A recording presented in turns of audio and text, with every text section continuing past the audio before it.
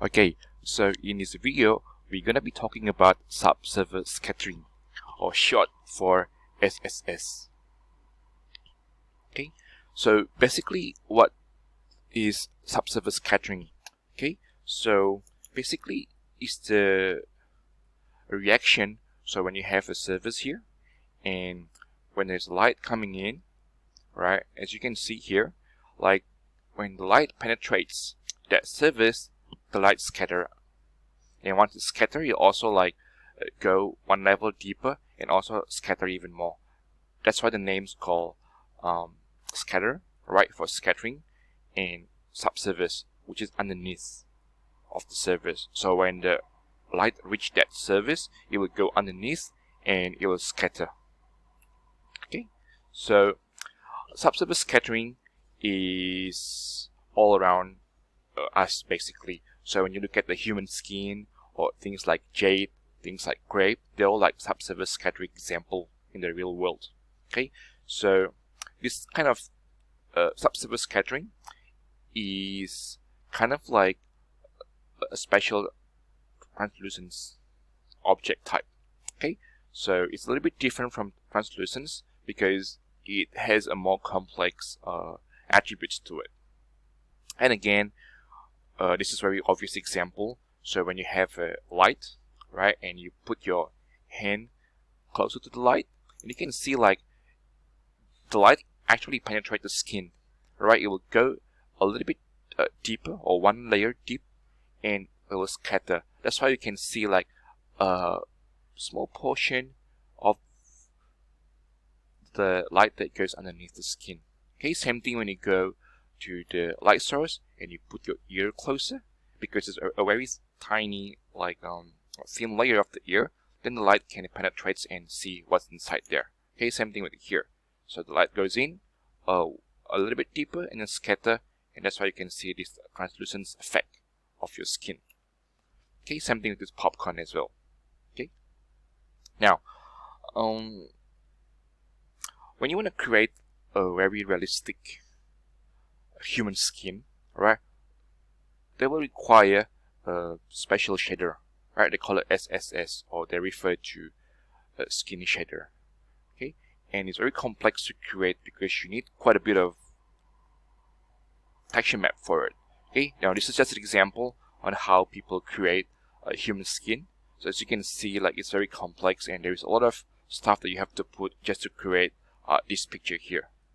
Okay, now in Redshift there are 2 or maybe 3, right, the subsurface scattering.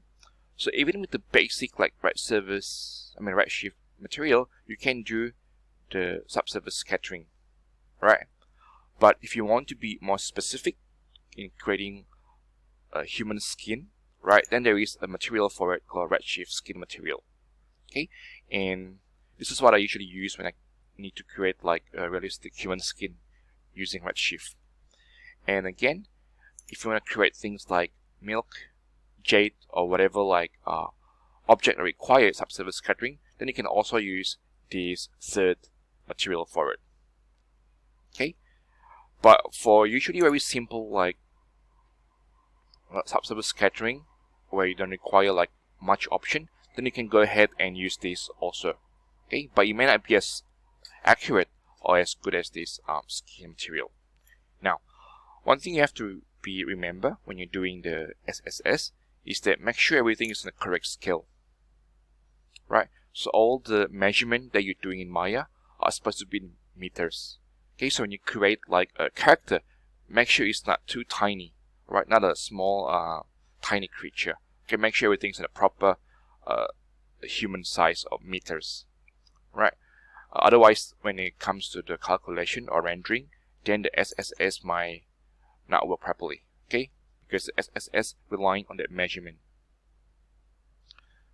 And again, this is just an example. So I'm using the Redshift material, right? And if you scroll down underneath the subsurface scattering, right, you can actually like turn on that value, right, to be able to render that subsurface scattering. Okay, so there are two methods that you can use, right? One of them is transmittance and the other one is extinction. So if you're using the transmittance mode, you are defining the color of the SSS by just going to this attribute. Okay, so when you change this to extinction, the whole menu will change, or the whole attribute will change. Now, I suggest you using the transmittance because it's much easier to set up, because you only define the setting by just changing the color. Okay, whereas extinction, it's a little bit more hard to set up. Okay, and also make sure you change the scatter scale to 1, because otherwise it will not work. Okay, the SSS will not be shown. And again, this is just how the things work, right? So it's much easier when you actually apply the material to the object, right? Then you render and you can compare what each attribute does. Okay, so I actually take this from the Redshift document file. Okay, so if I go to Redshift, this is where I actually take the description.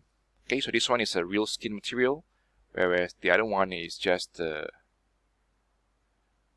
Redshift normal material, but it has the ability to do SSS rendering.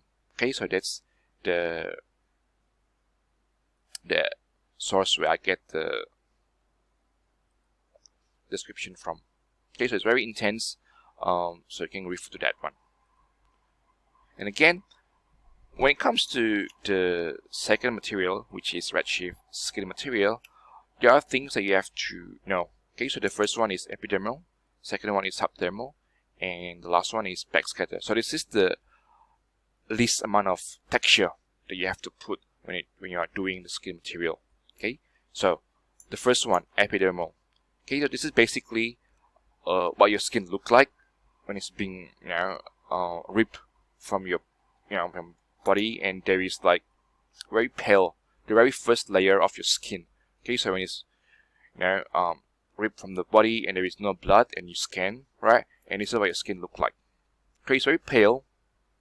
Okay, depending on the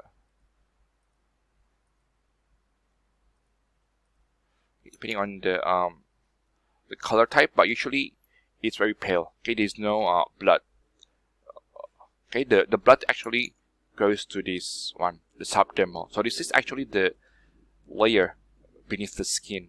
Okay, so it's different from epidermal, and this one is subdermal. So subdermal, right, can easily be created from this epidermal. So once you create this in Substance or Photoshop, you can open that file in Photoshop and you can change the value of this color. And again, if it's a human creature, human character you're doing, so most of the subdermal color usually is very red. Okay, red and a bit of mix of a purplish because it's a blood layer. Okay, now the backscatter, right, the last one, is actually indicating like how much light can it penetrate when it leads or when it illuminates like this ear region of your character. Okay, so you can see in my case like there's a lot of red here, so that means like when this applied to the skin material, it will allow like the backlight to go or illuminate like this much area, and a bit of backscatter happening also right around the nose and also the mouth and somewhere around the eyelid area. Okay, so this is how I actually like do the base color, I guess, for it. The epidermal, the most outer layer, and the subdermal, and the backscatter. Okay, and there's also like additional map that you have to do, right, when it comes to human skin, because again, without this map, you're probably not gonna get like a nice result. Okay, now the specular.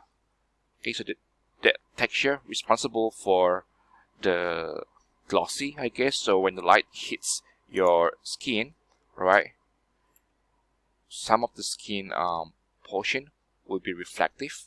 Okay, some of them is not. And this black and white picture will be indicating like which region are supposed to be reflective, which one is not. So as you can see, like it's very detailed or fine specular map here, or maybe glossiness, or in this case now people refer to roughness map also. Okay, so it's black and white.